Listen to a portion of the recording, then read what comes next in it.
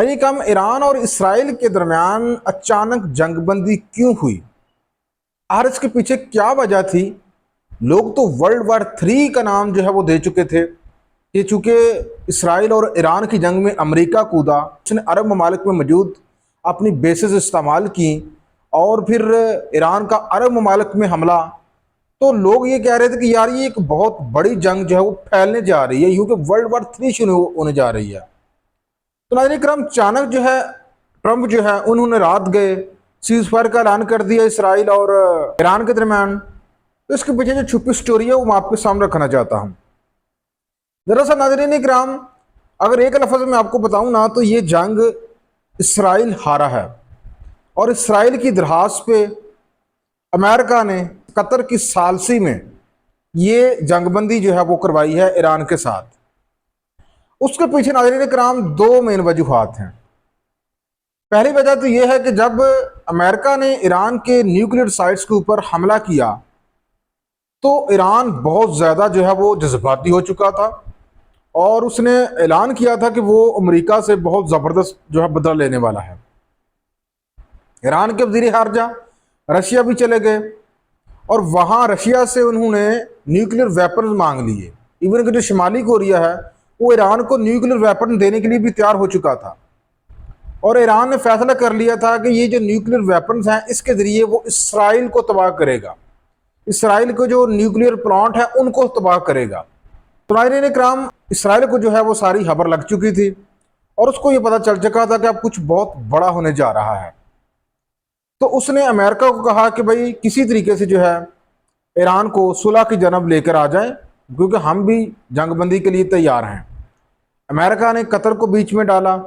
Qatar ने नाज़रीन इकराम Iran से बात की तो ईरान ने ये आगे से जवाब दिया कि देखें, आपने हमारी न्यूक्लियर साइट्स के ऊपर हमला किया है तो बदला तो हम लेंगे, बाज हम नहीं आएंगे, जवाब तो हम देंगे।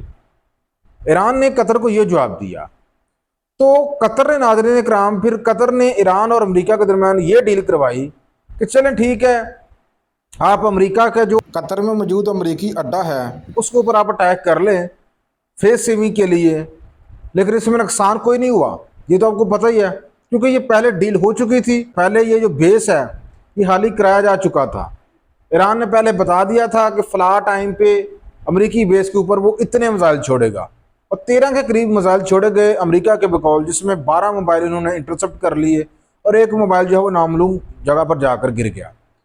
तो इस तरह से ईरान की फेस सेविंग भी हो चुकी थी इस मामले में और उसने ये भी अपना जो उसने कहा कि वो बदला लेगा, उसने बदला लेने का भी जो है एक्टिंग कर ली। तो उसके बाद नाज़रीन करम अचानक ट्रंप उठते हैं और वो दोनों मुल्कों के दरमियान एग्रीमेंट कर लेते हैं।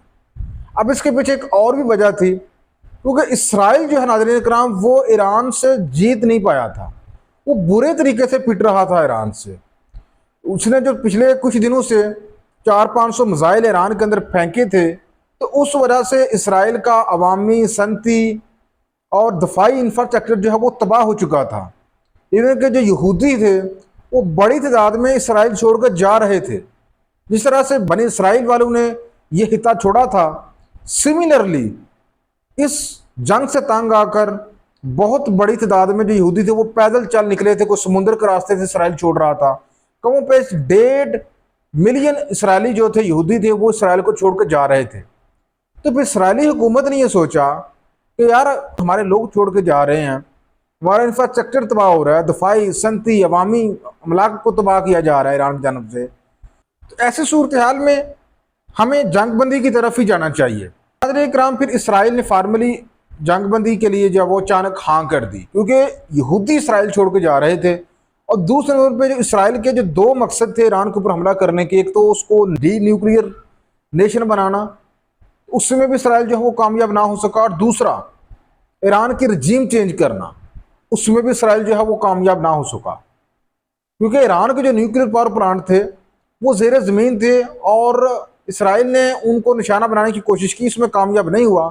फिर अमेरिका पहुंचा, अमेरिका के पास सलाहियत थी कि उन न्यूक्लियर साइट्स को तबाह करता, जो मेन वेपन इस्तेमाल होना था वो सिर्फ अमेरिका के पास था।